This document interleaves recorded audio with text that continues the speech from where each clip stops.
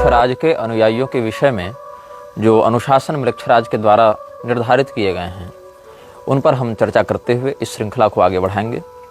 आज और कल हम अनुयायियों के मर्यादाओं पर और म्लेच्छराज के बनाए हुए नियमों पर चर्चा करेंगे।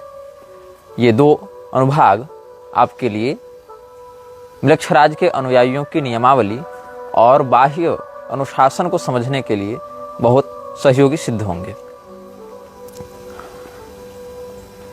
हमारे पास कुछ लोगों ने यह प्रश्न किया था कि म्लेच्छराज और कलिपुरुष में क्या अंतर है, म्लेच्छराज और दैत्यराज में क्या अंतर है, या म्लेच्छराज और असुर राज में क्या अंतर है। आसुरी संपदा और दैवी संपदा दो प्रकार की संपदाएं शास्त्रों में वर्णित हैं। इनके विषय में अधिक जानने के लिए आप श्रीमद् भगवद गीता के 16वें अध्याय का परंपरा प्राप्त अध्ययन कर सकते हैं। आसुरी संपदा को सामान्यतया आप ऐसे समझें: दंभो दर्पोभिमानश्च क्रोधः पारुष्यमेव च अज्ञानं चाभिजातस्य पार्थ संपदमासुरीम्। दैवी संपद विमोक्षाय निबंधाय सुरीमता। जहां दंभ हो, दर्प हो, अभिमान हो, क्रूरता हो, कपट हो, विश्वासघात हो, निर्दयता हो, अज्ञान हो, लोभ हो, मतलब जो नकारात्मक तत्व हैं वो जहां पर स्थित हों उस ऊर्जा को आसुरी संपदा कहते हैं। और आसुरी संपदा व्यक्ति को फंसाने का, बांधने का, भटकाने का कार्य करती है। और इस आसुरी संपदा का जो सर्वश्रेष्ठ धारक होता है उसको कहते हैं असुर राज। वर्तमान में असुर राज के पद पर महाराज बलि की प्रतिष्ठा है, तो आसुरी संपदा का पूरा अधिकार उनके पास है। यद्यपि महाराज बलि व्यक्तिगत रूप से भगवान के भक्त हैं, किंतु आसुरी संपदा का विभाग चूंकि उनका है और कोई भी सृष्टि क्रम बिना आसुरी संपदा और दैवी संपदा को सम्मिलित किए आगे नहीं बढ़ सकती है। कोई भी सृष्टि प्रक्रिया, कोई भी सृष्टि क्रम नहीं बढ़ सकता है आगे, जब तक उसमें तमोगुण नहीं होगा, जब तक उसमें आसुरी संपदा नहीं होगी, जब तक उसमें कलियुग नहीं होगा। जैसे आपका जब शरीर बनेगा उसमें मलमूत्र इत्यादि के तत्व से जुड़े हुए अभिक्रिया और अंग भी बनाए जाएंगे, तभी वो शरीर संपूर्ण होगा, नहीं तो वह शरीर नहीं बनेगा। उसी प्रकार इस सृष्टि को बनाने के लिए सत्वगुण के साथ साथ रजोगुण और तमोगुण की भी आवश्यकता है। कालक्रमानुसार व्यवस्थित करने के लिए जाड़ा, गर्मी, बरसात, दिन, रात सबकी आवश्यकता है। सत्ययुग, त्रेतायुग, द्वापर युग, कलयुग सबकी आवश्यकता है। तो म्लेच्छराज कौन है? कलयुग का एक प्रतिनिधि जो कलयुग के विस्तार के लिए कलयुग के द्वारा दी गई शक्तियों का अनाम म्लेच्छादि अलग अलग पैशाचिक तत्वों के आश्रय से विस्तार करता है। और कलयुग कौन है? असुर राज के माध्यम से उसके अभियान को, आसुरी संपदा को आगे बढ़ाने के लिए निर्धारित किए गए एक विशेष कालखंड का नाम कलयुग है। तो कलयुग और असुर राज दोनों समझौता करते हैं। इसमें कलयुग शक्तियां देता है और असुर राज उद्देश्य देता है म्लेच्छराज को। मतलब म्लेच्छराज के ऊपर है कलिपुरुष कलयुग, और कलयुग के ऊपर है असुर राज। तो कलयुग के ऊपर है असुर राज से तात्पर्य यह है कि कलयुग तो एक समय का खंड है, कालखंड है, जिसका एक अधिष्ठाता तत्व है। वह कलयुग दिखता कैसे है, उसका स्वरूप कैसा है? तो पिशाच वदनः क्रूरः कलिश्च कलह प्रियः वाम हस्ते धृतः शिष्णः दक्षे जिह्वां च नृत्यति। अपने दाहिने हाथ में जिह्वा को पकड़ के और अपने बाएं हाथ में लिंग को पकड़कर जो नग्न होकर अट्टहास कर रहा है, पिशाच के समान जो क्रूर दिखता है और कलह में जिसको बहुत रुचि है, ऐसे तत्व को कलिपुरुष कहा जाता है। और यह कलिपुरुष म्लेच्छराज का आराध्य भी होता है। म्लेच्छराज को शक्तियां यही प्रदान करता है। जब म्लेच्छराज की शक्तियां क्षीण होती हैं तो कलिपुरुष ही उसको शक्ति देता है, और जब कलिपुरुष भी क्षीण होने लगता है तब असुर राज के माध्यम से कलिपुरुष को अभिवृद्धि प्रदान की जाती है, कलिपुरुष को पुष्ट किया जाता है। तो हम यह बता रहे थे कि वर्तमान में जो असुरराज, दैत्यराज, बलि हैं, उन्हीं के निर्देश पर कलयुग कार्य करता है और कलिपुरुष के निर्देश पर म्लेच्छराज कार्य करता है। फिर कुछ लोगों ने पूछा कि म्लेच्छराज और रावण में अगर युद्ध हो तो कौन जीतेगा? अरे भैया, रावण के सामने क्या है म्लेच्छराज? रावण अपनी पलक झपकते ही 1000 म्लेच्छराज को ऐसे ही निपटा सकता है। म्लेच्छराज इत्यादि की वास्तविक शक्ति देखें तो देवराज इंद्र के सामने भी कुछ नहीं है। देवराज इंद्र अपितु एक बार म्लेच्छराज को हरा चुके हैं, लेकिन देवराज इंद्र के प्रधान शत्रु तो असुरराज बलि हैं, इसलिए वो म्लेच्छराज से सीधे नहीं भिड़ते। शियान मेगमे तेनसाई पंचम इस नाम से एक वीडियो गेम भी लॉन्च हुआ था, और उस वीडियो गेम में आर्तमलेक्ष का किरदार भी था। ये मुझे नहीं पता थी ये बात, लेकिन जब से हमने यह श्रृंखला प्रारंभ की है तब से बहुत से लोग संपर्क कर करके बता रहे हैं अपने अनुभव, बता रहे हैं अपने अभियान के बारे में, और बता रहे हैं कि इंटरनेट पर और भी कहाँ कहाँ क्या क्या चीज़ें संकेत के रूप में उपलब्ध हैं। तो एक गेम का उन्होंने मुझे लिंक भेजा था किसी सज्जन ने, उसमें लिखते हैं शियान मेगामी तेंसाई 5 आर्तमलेक्ष हार्ड मोड। ये YouTube पर उपलब्ध है इस गेम का ट्यूटोरियल, और यहाँ पर आर्तमलेक्ष का कुछ वैसा ही स्वरूप वर्णित है जैसा हमने बताया था। तो इस प्रकार से गेम इत्यादि के माध्यम से भी ये शक्ति लोगों को भटकाने का या अपनी ओर आकर्षित करने का कार्य करती है। अब हम आपको एक छोटा सा संकेत करेंगे, आपको थोड़ा सा परिश्रम स्वयं करना पड़ेगा। मैं चाहता तो इसकी लिंक दे सकता था, लेकिन मैं आपको लिंक नहीं दूंगा, मैं बस आपको विषय बता देता हूँ। 1989 ईस्वी में 1989 एक घटना घटित हुई थी। तेरेसा नाम की एक 15 साल की बच्ची, जो ब्रिटिश नागरिक थी, ब्रिटेन की वो लड़की, ब्रिटिश लड़की जिसका नाम था टेरेसा, 15 साल की थी। उसका साक्षात्कार लिया था इयान लिस्ली ने, और इयान लिस्ली का वह साक्षात्कार 1989 में 1989 में प्रकाशित हुआ था। और आज से 4-5 वर्ष पूर्व 60 मिनट्स ऑस्ट्रेलिया इस चैनल ने उस इंटरव्यू का कुछ भाग हाइलाइट्स के रूप में प्रसारित भी किया था। आप गूगल पर सर्च करेंगे, यूट्यूब में जाकर 60 minutes Australia Satan's children Ian Leslie interview Teresa, इस प्रकार से कुछ कीवर्ड्स आप सर्च करेंगे तो वो साक्षात्कार आपको मिल जाएगा। जो 60 मिनट्स ऑस्ट्रेलिया में साक्षात्कार है वो लगभग 18 मिनट का है, और उसके एक्सटेंडेड वर्जन्स भी और चैनल्स में उपलब्ध है, और इससे मिलते जुलते बहुत से वीडियो उपलब्ध हैं। सार क्या है उस साक्षात्कार का? टेरेसा नाम की एक बच्ची के माता पिता का तलाक हो जाता है। माता पिता के तलाक के बाद वह अपने पिता की कस्टडी में जाती है, लेकिन उसका पिता उसे छोड़ देता है अपनी माँ के पास। मतलब लड़की अपनी दादी के साथ रहने लगती है, और उसकी दादी म्लेच्छराज से जुड़े किसी संस्था में काम करती थी, वहां से वह जुड़ी हुई थी। तो ये जब वो बच्ची 3 3.5 साल की थी तो उसको लेकर, टेरेसा को लेकर इसकी दादी जाती थी उस गिरोह में, और वहां पर बहुत से ऐसे कुकृत्य किए जाते थे जो कि रोंगटे खड़े करने वाले हैं। ये साक्षात्कार अंग्रेजी में है, आपको अगर अंग्रेजी अच्छी आती हो तो उस साक्षात्कार को अवश्य देखिएगा।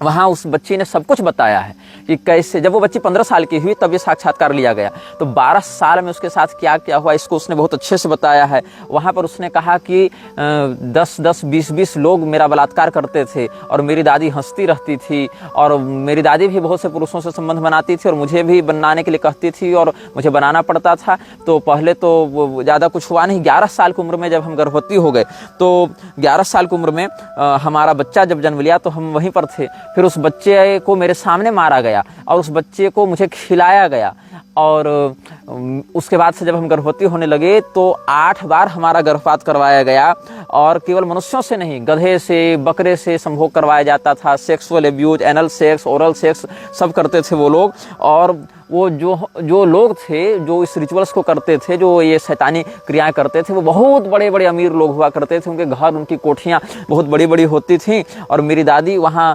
काम करती थी, वहाँ की मेंबर थी, और वहाँ पर छोटे छोटे बच्चों को ले जाया जाता था, छोटे छोटे बच्चों की बलि दी जाती थी। वहाँ पर कई प्रकार के बलिदान शैतान के लिए किए जाते थे।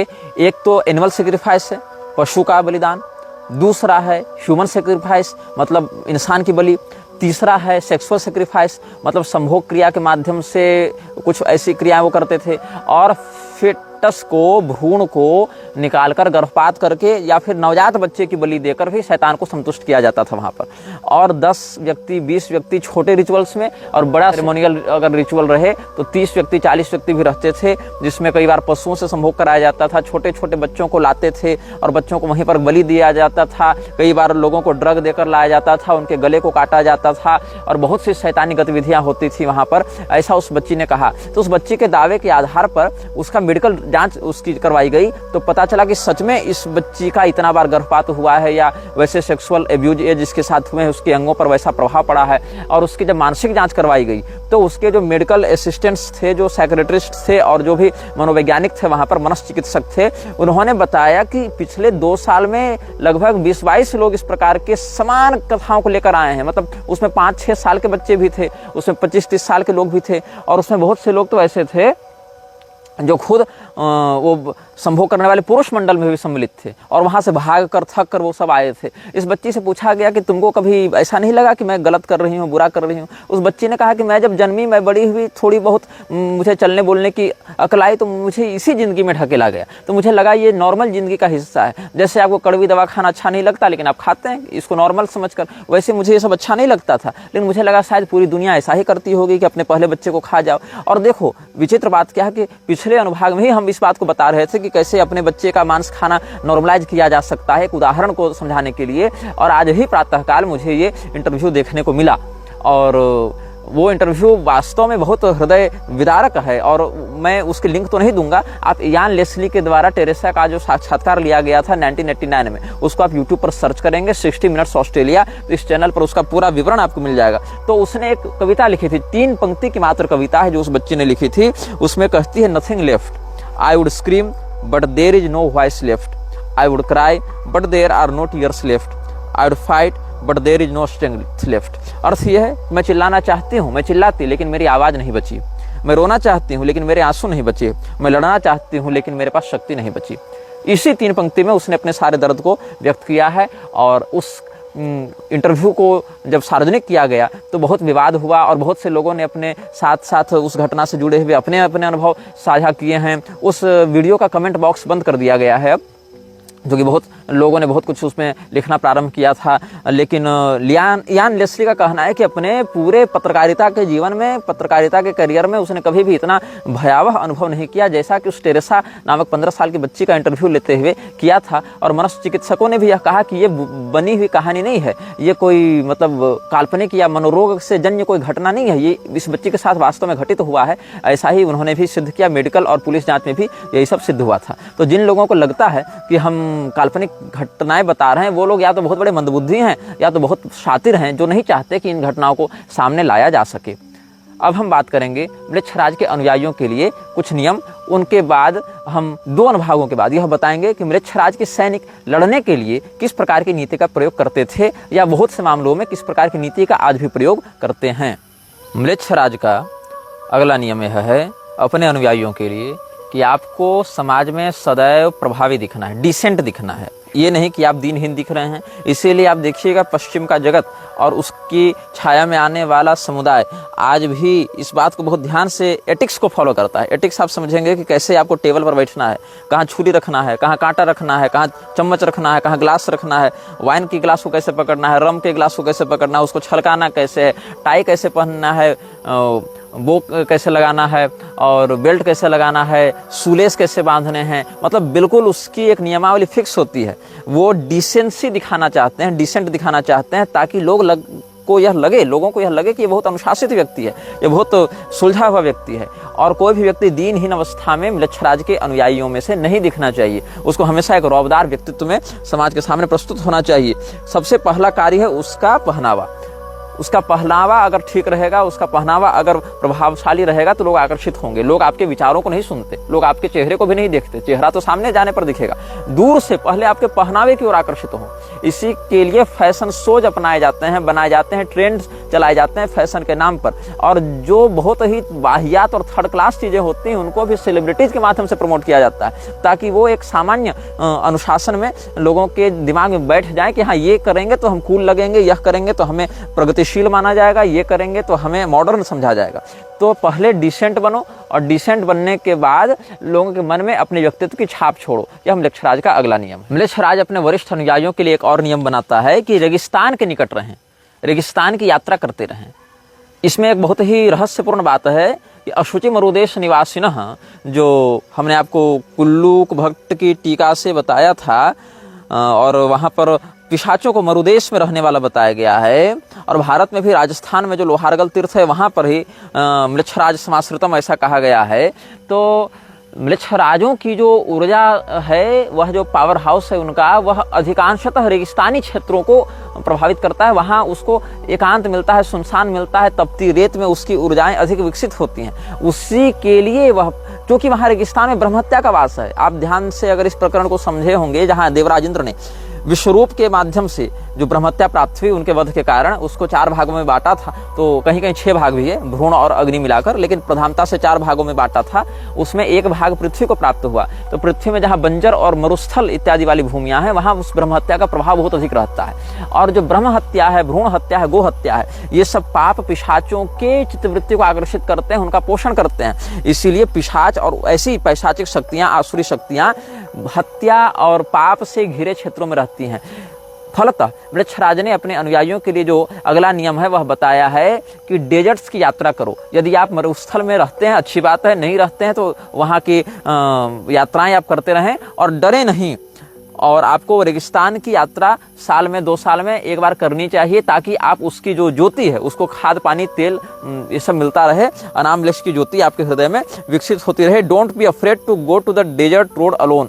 और आपको अकेले जाना है, ये नहीं कि आपको फैमिली ट्रिप बनानी है, वहां पर अकेले उसकी यात्रा करनी है आपको। आप परिवार, बच्चे, पत्नी के साथ न जावें। मतलब एक प्रकार से आप ऑफिशियल विजिट कर रहे हैं अपने हेडक्वार्टर में, कॉर्पोरेट विजिट कर रहे हैं अपने हेडक्वार्टर में, ऐसा समझकर अकेले ही आपको रेगिस्तान की यात्रा करनी है। ये एक अप्रसिद्ध किंतु अनिवार्य नियम है।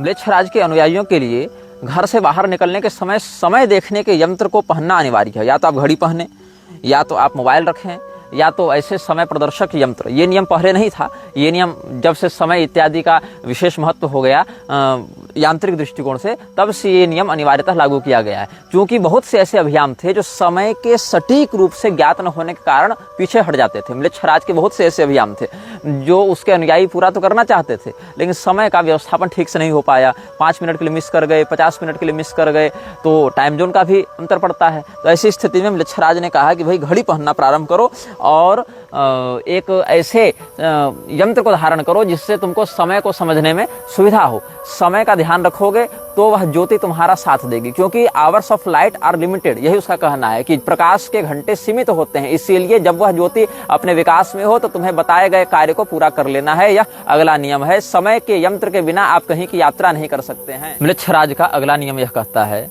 आपकी जिंदगी के कुछ मायने होने चाहिए, उस पर आपकी निष्ठा दिखनी चाहिए। ये नहीं कि आप डिप्रेशन में दिखने वाले हों, ये नहीं कि आप अपने लक्ष्य से भटक गए हों।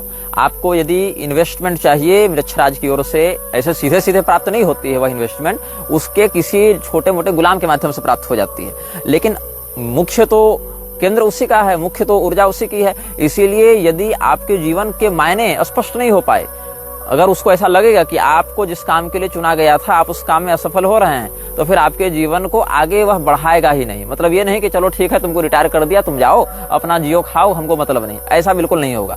यदि उसको लगेगा कि एक बार आपने उससे हाथ मिला लिया, उसकी शरण में आ गए और फिर भी आपके जीवन के मकसद को स्पष्टता से आप स्थापित नहीं कर पा रहे हैं, आप जीवन में अपनी पहचान नहीं बना पा रहे हैं, तो जिसकी पहचान नहीं उसकी पहचान मिटाना कोई कठिन कार्य नहीं। इसीलिए उस व्यक्ति को पूरे के पूरे सिस्टम से, पूरे के पूरे सिंडिकेट से ही हटा दिया जाता है। इसीलिए वहां बने रहने के लिए आवश्यक है कि आप ताउम्र अपनी पहचान को बनाए और बचाए रखने के लिए काम करें, बल्कि साथ साथ उसको बढ़ाते रहने के लिए भी कटिबद्ध बने रहें।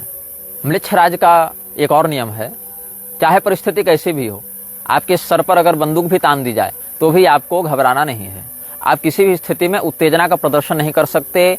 आपके चेहरे पर चिंता या शकन के भाव नहीं दिखने चाहिए। आपके व्यक्तित्व में सदैव एक निर्भयता और सिंह के समान अकड़ होनी चाहिए। ये नहीं कि कोई अगर बंदूक दिखाकर कहे कि चलो सारा रहस्य उगलो तो आप सारा रहस्य उगल दें, बिल्कुल नहीं। आपको यदि स्मरण होगा, एक हॉलीवुड फिल्म आई थी Kingsman the secret service. Kingsman में जहां पर वो लेंसलॉट और गैलहैड इत्यादि की नियुक्ति करते हैं, वहां पर इतनी कठोर परीक्षा और ट्रेनिंग की स्थिति होती है कि वहां पर तरह तरह के भावनात्मक और शारीरिक अत्याचारों के माध्यम से व्यक्ति की दृढ़ता को परखा जाता था कि भाई वो कितने हद तक वो सहन कर सकता है परिस्थितियों को, वो झेलने की ताकत उसमें कितनी है। तो ये तो एक फिल्मी स्क्रिप्ट हो गई जहां पर बहुत हल्के में दिखाया गया, लेकिन म्लेच्छराज अपने सेवकों की दृढ़ता को, उनकी वफादारी को इस हद तक टेस्ट करता है, परखता है, जिसकी आप कल्पना नहीं कर सकते। यहाँ तक कि आपके सामने आपके माता पिता उसकी हत्या करने के बाद भी वो पूछ सकता है कि तुम्हारा क्या उद्देश्य रहस्य है। और अगर आपकी वफादारी वहां भी चूक गई तो इसके मतलब यह है कि आप उसके योग्य नहीं, आप उसके लायक नहीं है। आपको याद होगा जब हमने टेरेसा का उदाहरण दिया था तो इयान लेस्ली ने उसके साक्षात्कार में यह पाया कि टेरेसा की सगी दादी उसको उन पुरुषों के पास ले जाकर उसका बलात्कार करवाती थी और उसमें उसको मजा आता था ताकि वो अपनी वफादारी शैतान के प्रति सिद्ध कर सके। तो शैतान को खुश करने के लिए वो ऐसा करती थी और ऐसा कहा जाता था कि छोटे नवजात बच्चों की बलि देने से शैतान खुश होता है। तो यह सगी दादी की वह जो घटना है वो इंटरव्यू में इस बात को उसने कबूल किया, उसने स्वीकार किया। तो इससे क्या सिद्ध होता है कि आप अपने बाल बच्चे, अपने सगे जन्मे बच्चे को जो खा जाए, ऐसे व्यक्ति शैतान को खुश कर रहे हैं। तो ऐसी स्थिति में समझा जाना चाहिए कि उनकी वफादारी को परखने के लिए, उनके सहन शक्ति को परखने के लिए मानसिक और शारीरिक रूप से कितनी कठोर परीक्षाएं ली जाती रही होंगी। तो ये म्लेच्छराज का अगला नियम है कि आपके लिए म्लेच्छराज की वफादारी सबसे ऊपर होनी चाहिए, न कि कोई रिश्ता और न कोई महत्वाकांक्षा। म्लेच्छराज का अगला नियम यह कहता है, दो ही संबंध है संसार में, एक क्रिएटर ऑफ लाइट, एक चिल्ड्रन ऑफ लाइट।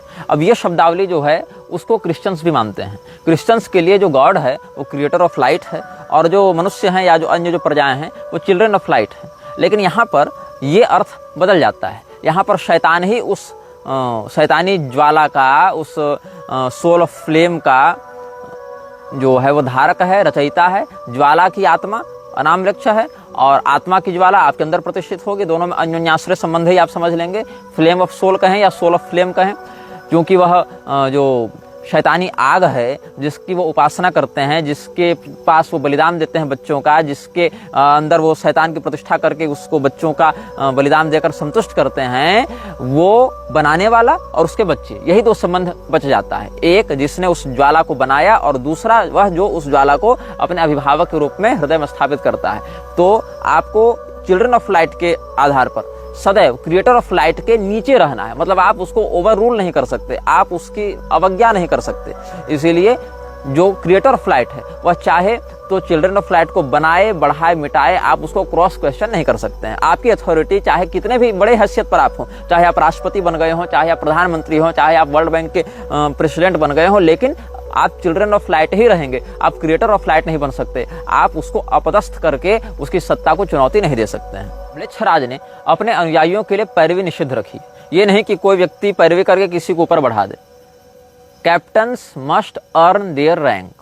जो नायक बनेगा, जो अधिकारी बनेगा, उसमें वह योग्यता होनी चाहिए, वह काबिलियत होनी चाहिए, वह समर्पण होना चाहिए उस पद पर बैठने के लिए जो आवश्यक है। वहाँ पैरवी नहीं चलती कि मेरा भाई है, मेरे पिताजी हैं, मेरा साला है, इसको भी यहाँ सम्मिलित करवा देते हैं। बिल्कुल नहीं। वहाँ इंडिविजुअल्स काम करते हैं, वहाँ फैमिलीज काम नहीं करती हैं।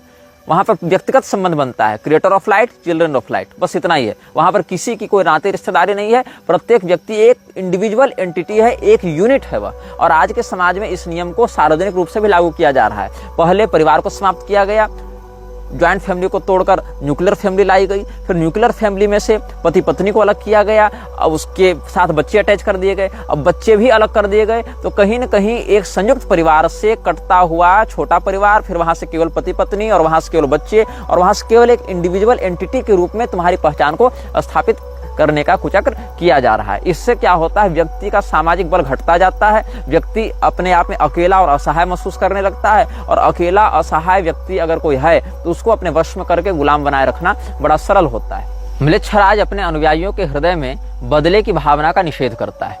आपके मन में बदले की भावना नहीं होनी चाहिए। इसका अर्थ आपको ऐसे समझना चाहिए कि विश्व में अभी यूक्रेन और रूस का युद्ध चल रहा है। कुछ लोग यूक्रेन के पक्ष में हैं, कुछ लोग रूस के पक्ष में हैं। ऐसे ही फलस्तीन इजराइल का युद्ध चल रहा है। दोनों के ओर से अपने अपने लोग हैं। ऐसे ही अलग अलग देशों में बातें चलती रहती हैं। लेकिन जो टॉप मोस्ट अधिकारी होते हैं म्लेच्छराज के, उनके हृदय में एक दूसरे के प्रति बदले की भावना नहीं रहती है।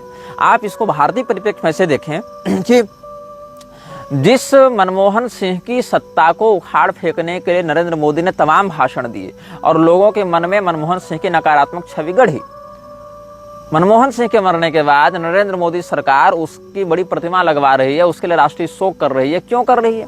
तो भैया इसमें तो प्रोटोकॉल है। इस प्रोटोकॉल को बनाया किसने? इस प्रोटोकॉल को मानने की अनिवार्यता क्या है? इस प्रोटोकॉल के आधार पर आप जिस जनता को कह रहे थे कि ये व्यक्ति देश को नष्ट कर रहा है, खोखला कर रहा है, देश की अर्थव्यवस्था और सुरक्षा के साथ समझौता कर रहा है, मतलब एक प्रकार से देशद्रोह कर रहा है, फिर वह प्रोटोकॉल कौन बना रहा है जिसने आपके हाथ इतने कमजोर कर दिए कि आप मजबूर हो गए उसकी प्रतिमा बनाने के लिए और उसको महिमा मंडित करने के लिए।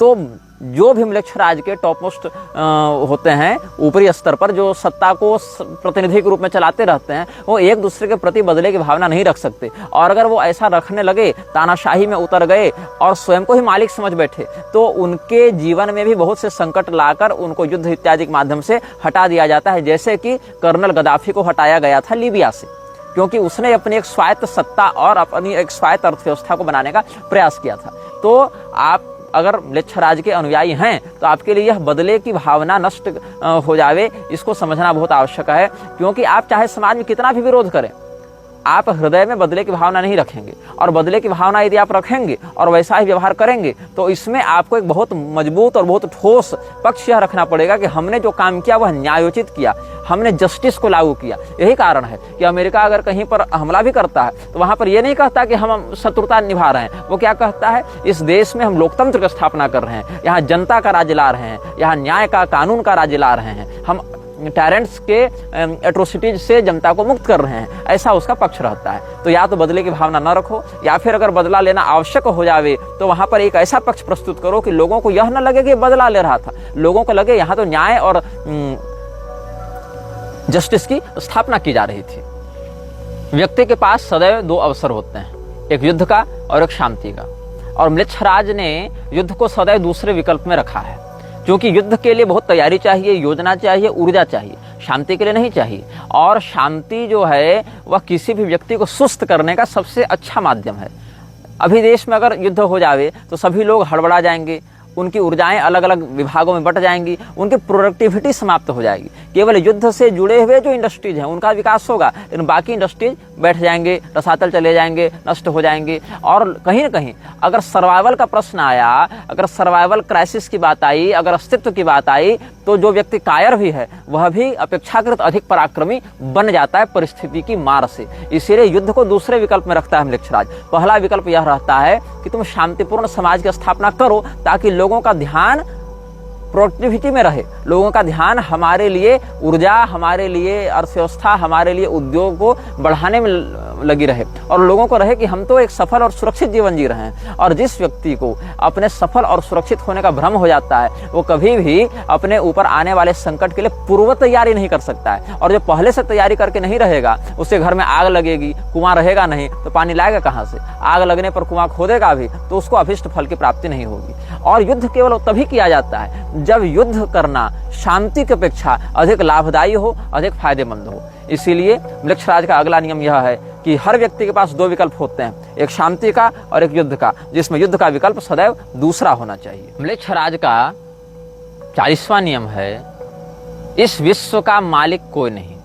जिन लोगों को आप सत्ता में बैठे हुए देख रहे हैं वो मालिक नहीं है। कहने का भाव यह है, आपको क्या लगता है देश का मालिक कौन है? तो ये नेता है, ये पार्टी है, ये सरकार है, ये सब मालिक हैं। लेकिन ऐसा नहीं है। इसीलिए नेता, पार्टी, सरकार के द्वारा दिए गए किसी भी गारंटी पर भरोसा मत करो। मैं धारक को 10 रुपये अदा करने का वचन देता हूँ, ये जिस संस्था ने लिख कर दिया है वो संस्था भी मालिक नहीं है।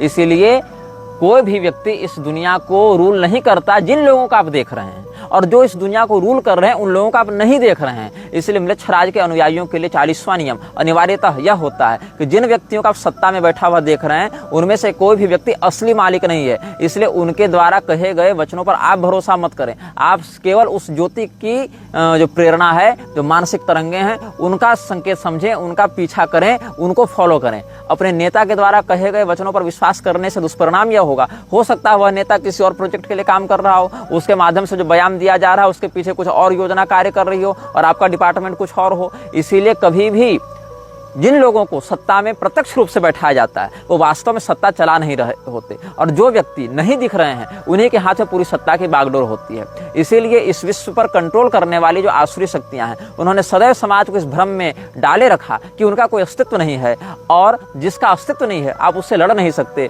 आप अगर उसके बारे में चर्चा करेंगे तो उसको प्रमाणित नहीं कर सकते, और जिससे लड़ना संभव नहीं, जिसको सभी लोगों के सामने प्रत्यक्षतः प्रमाणित करना संभव नहीं, उस व्यक्ति के माध्यम से उत्पन्न होने वाले, प्रायोजित होने वाले खतरे बहुत ज्यादा गंभीर हो जाते हैं और बहुत अधिक विध्वंसकारी परिणाम को सामने लेकर आते हैं। यह वीडियो जल्द ही हटा दिया जा सकता है। कृपया थर्ड पार्टी ऐप्स का उपयोग करके डाउनलोड करें। आप इस वीडियो को अपने चैनल पर फिर से अपलोड भी कर सकते हैं।